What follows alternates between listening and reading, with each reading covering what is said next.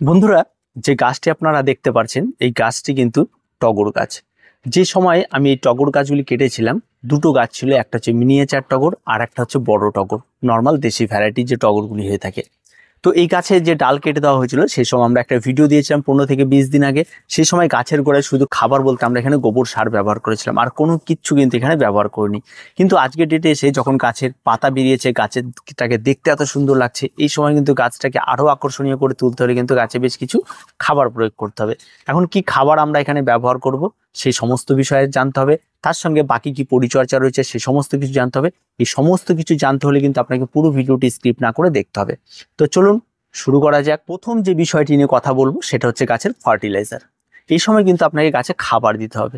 খাবার দেওয়ার আগে আপনাকে গাছের গোড়াটি আগে ভালো করে পরিষ্কার করে নিতে হবে। সমস্ত কিছু করে নেওয়ার পর আপনারা গাছে এখানে খাবার ব্যবহার করবেন। হাফ চামচের মতো ম্যাগনেসিয়াম সালফেট, হাফ চামচ ফসফেট, আর তার সঙ্গে আপনারা একটা মিক্সচার খাবার, যে খাবারটির মধ্যে রয়েছে আপনার হাড় গুঁড়ো, শিংকুচি, গোবর সার, ভার্মি কম্পোস্ট, সরিষার খোল, সমস্ত কিছু মিক্সচার করে একটা খাবার তৈরি করবেন। সেই খাবারটি আপনারা এক মুঠোর মতো দিয়ে দেবেন। আর সবসময় কিন্তু খেয়াল রাখবেন ম্যাগনেসিয়াম আর ফসফেটটা কিন্তু অবশ্যই এখানে হাফ চামচ করে ব্যবহার করবেন। করে গাছের গোড়া চারদিক দিয়ে দিন। দিয়ে আপনারা যদি মনে করেন তারপরে নিড়িয়ে দেবেন, গাছের জঙ্গল টঙ্গল পরিষ্কার করবেন, তাহলে আরো ভালো হয়, কারণ সমস্ত মাটির সঙ্গে তাহলে মিশে যায়। তো এটা আপনারা করতে পারেন। আর তার সঙ্গে যদি আপনার বাড়িতে লিকুইড খাবার থাকে তাহলে অবশ্যই আপনারা এখানে লিকুইড খাবার কিন্তু প্রয়োগ করতে পারেন। সেটা সরিষার খোল হতে পারে বা আপনার কিচেন কম্পোস্ট হতে পারে, সেটা যে কোনো কিছু হতে পারে। আপনারা যেটাই ব্যবহার করবেন অবশ্যই পাতলা করে ব্যবহার করবেন আর পরিমাণে কম ব্যবহার করবেন। আর এটা ব্যবহার করার আগে যদি আপনারা এই সমস্ত খাবারের সঙ্গে যদি একটু অ্যান্টিফাঙ্গাল গুলিয়ে নিয়ে আপনারা গাছে প্রয়োগ করেন, তাহলে কিন্তু আর ফাঙ্গালের আক্রমণ ঘটার বিষয়টা একেবারেই থাকে না। তাই অবশ্যই আপনারা এটা মিশিয়ে একটু দেওয়ার চেষ্টা করবেন, তাহলে কিন্তু গাছ অনেক ভালোভাবে নিতে পারবে। 2 নম্বর যে বিষয়টি নিয়ে কথা বলবো সেটা হচ্ছে গাছের রোগ পোকামাকড়। এই সময় এই এত সুন্দর সুন্দর কচি পাতা দেখলে কিন্তু পোকাদের লোভ সামলানো কিন্তু খুব মুশকিল হয়ে যাবে।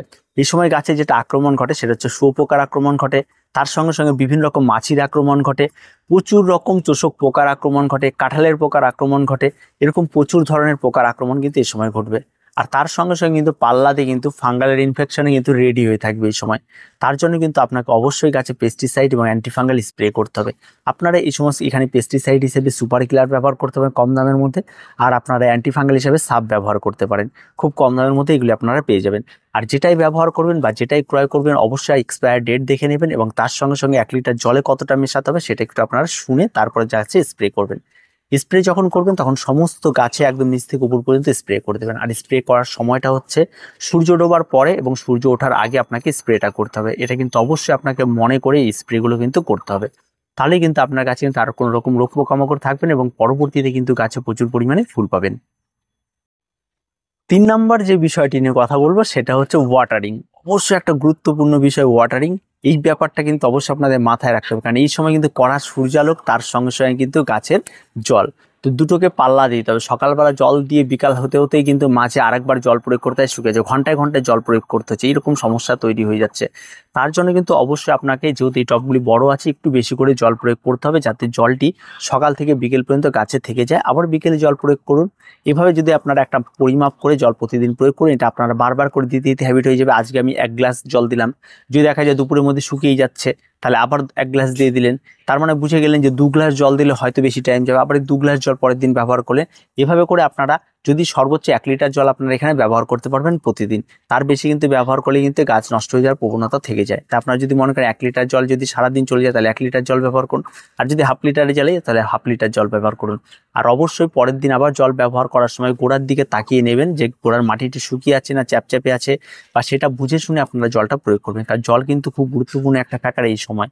আর না হলে কিন্তু গাছের রুট সিস্টেম নষ্ট হয়ে যেতে পারে, গাছের গোড়ায় যদি নিচের দিকে জল জমে যায়। 4 নম্বর যে বিষয়টি রয়েছে সেটা আরো গুরুত্বপূর্ণ, সেটা হচ্ছে সানলাইট। অবশ্যই এই সমস্ত গাছে ফুল সানলাইট রাখবে। আপনি যদি মনে করেন যে এই তীব্র দাবদাহের মধ্যে এই সমস্ত গাছগুলি এত রোদের মধ্যে থাকবে, গাছগুলো অনেক কষ্ট হবে, তবে কোনো কিছু হবে না। এই সমস্ত গাছগুলি এই সমস্ত কড়া সূর্যালোকে থাকতে ভীষণ পছন্দ করে, তাই এদেরকে সূর্যালোকে রাখুন, একদম খোলা আকাশের নিচে রাখুন, তাতেই কিন্তু এই গাছগুলি সুন্দরভাবে হেসে খেলে বেড়ে উঠবে। 5 নম্বর যে বিষয়টি রয়েছে সেটা হচ্ছে প্রুনিং। অবশ্যই এখানে কিন্তু প্রুনিং এর একটা প্রয়োজন রয়েছে। আপনি যদি মনে করেন এই সমস্ত ডালের মধ্যে ফুল নিয়ে নেবেন, তাহলে কিন্তু ডালগুলি আরো বড় হবে গাছের শেপ কিন্তু আস্তে আস্তে নষ্ট হবে এবং ফুল চলে আসবে। আর আপনি যদি মনে করেন না আমার গাছের শেপটা আগে ভীষণ প্রয়োজন রয়েছে, ফুল আমি পরে নেবো, বা এই বছর আমার খুব একটা ফুলের প্রয়োজন, লেটে হলেও কোনো রকম অসুবিধা নেই, কিন্তু গাছের শেপটাকে ভালো করে রাখলে বছর বছর আমি সুন্দর একটা ফুল পাবো, তার যদি এমন বিষয় থাকে তাহলে আপনারা সবসময় খেয়াল করেন এই যে এই ধরনের ডালগুলো রয়েছে, যে সমস্ত ডালে দেখবেন 6 থেকে 6টা করে পাতা বেরিয়েছে, এই যে দুটো, এখানে দুটো, 4টে, পরে আরো দুটো বেরিয়ে 6টা, তারপরে যে 8 নম্বর পাতা আসবে সেই পাতাটিকে আপনারা পিঞ্চিং করে দেবেন। এটা যদি আপনারা করতে পারেন তাহলে আপনার এক একটা ডাল থেকে অন্তত 4টে করে আবার নতুন ডাল বের হবে এবং সেখান থেকে এই গাছ কিন্তু প্রচুর বুশ হয়ে যাবে। আমাদের যদি এখান থেকে এই ডালটিকে খেয়াল করেন, এখানে আমরা কাটার পরে প্রত্যেকটা ডাল থেকে কিন্তু দুটো করে ব্রাঞ্চ বেরিয়েছে, আপনার যদি দেখেন দেখতে পারেন প্রত্যেকটা ডালে দুটো করে ব্রাঞ্চ। সেখানে যদি আপনার পাতার সংখ্যাটা বেশি রেখে কাটেন তাহলে কিন্তু ব্রাঞ্চের সংখ্যাটা অনেক বেশি হবে। 4টা বেরোলো না, 3টে যদি বের হয় তাহলেই কিন্তু একটা ডাল বেড়ে গেল। এরকম কিন্তু প্রত্যেকটা ডাল থেকে যদি করা যায় তাহলে কিন্তু 4টা 3টা করে নতুন নতুন ডাল ছাড়া শুরু করবে, সেখান থেকে কিন্তু আরো গাছটি ছাড় হবে। এটাই কিন্তু স্বাভাবিক। সেই সমস্ত ডালে যদি আপনারা ফুল নেন তাহলে ফুলের সংখ্যাটা অনেকটা বাড়বে। তাই এই প্রুনিংটা যদি আপনারা প্রয়োজন মনে করেন যে আপনার গাছের ঝাড়ের প্রয়োজন রয়েছে, গাছের সুন্দর শেপের প্রয়োজন, তবেই করবেন। আর যদি মনে করেন না এই সমস্ত কোনো কিছু প্রয়োজন নেই তাহলে প্রুনিং করার কোনো প্রয়োজন নেই। এটা কিন্তু সম্পূর্ণ আপনাদের উপর ছেড়ে দেওয়া হলো। সর্বশেষ যে বিষয়টি নিয়ে কথা বলবো সেটা হচ্ছে মনিটরিং। অবশ্যই এখানে আপনারা গাছে মনিটরিং করবেন, প্রতিনিয়ত গাছের গোড়ায় আসবেন, দেখবেন, এবং তার সঙ্গে সঙ্গে আমি আরেকটি বিষয় সাজেস্ট করবো, এই সমস্ত গাছে একটু ঠান্ডা জল স্প্রে করার চেষ্টা করবেন। তার মানে ফ্রিজের জল না, আপনারা প্রতিনিয়ত সেই সমস্ত জলগুলো টিউবওয়েল বা আপনার পাম্প থেকে উঠে থাকে সেই সমস্ত জলগুলি আপনার এই সমস্ত গাছে প্রতি সপ্তাহে স্প্রে করে দিতে পারেন। তাতে কিন্তু এই তীব্র তাপদাহে কিন্তু এই সমস্ত গাছের বেশ উপকারে আসে। আর সবসময় খেয়াল রাখবেন যে গাছে যেন কোনো রকমের জলের ঘাটতি না হয় তীব্র তাপদাহে, সেই বিষয়গুলির দিকে নজর রাখতে হবে। তার সঙ্গে সঙ্গে গাছে কোনো রোগ পোকামাকড় হচ্ছে কিনা সেই সমস্ত বিষয়ে নজর রাখতে হবে এবং প্রতিনিয়ত গাছের কাছে আপনাকে আসতে হবে। তাহলে কিন্তু এই সমস্ত গাছগুলি খুব সুন্দরভাবে বেড়ে উঠবে এবং এই সমস্ত গাছে কিন্তু আরও অনেক প্রচুর পরিমাণে ফুল পেয়ে যাবেন। আর এই সমস্ত ছোট্ট ছোট্ট কাজগুলি করলে কিন্তু আপনার গাছগুলো অনেক হেসে গেলে বেড়ে উঠবে। যে সমস্ত ছোট ছোট টগরগুলি রয়েছে, মিনিয়েচার টগর, আমি এখানে একটি গাছই রেখেছি, বনসাই করে রেখেছি। এই সমস্ত গাছেও কিন্তু আমি ডালগুলি কেটেছিলাম, এই সমস্ত গাছে পরিচর্যা করেছিলাম।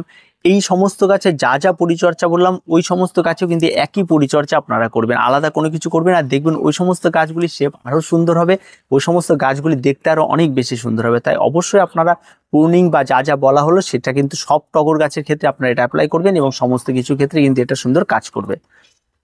সর্বশেষে আছে মনিটরিং। প্রত্যেকটা গাছের ক্ষেত্রে তো মনিটরিং এর প্রয়োজন রয়েছে। আপনার প্রত্যেকটা গাছকে দেখবেন ভালো করে এবং প্রত্যেকটা গাছের গোড়ার দিকে খেয়াল রাখবেন, প্রতিনিয়ত পাতার দিকে খেয়াল রাখবেন। কোন রকম কোনো সমস্যা দেখা গেলে সেগুলিকে বোঝার চেষ্টা করবেন, গাছে কোন রকম পাতা হলুদ হচ্ছে কিনা, গাছটি কালকে ভালো ছিল আজকে কোনো খারাপ আছে কিনা সেটা, গাছের জলটি দেওয়ার বিষয়টা।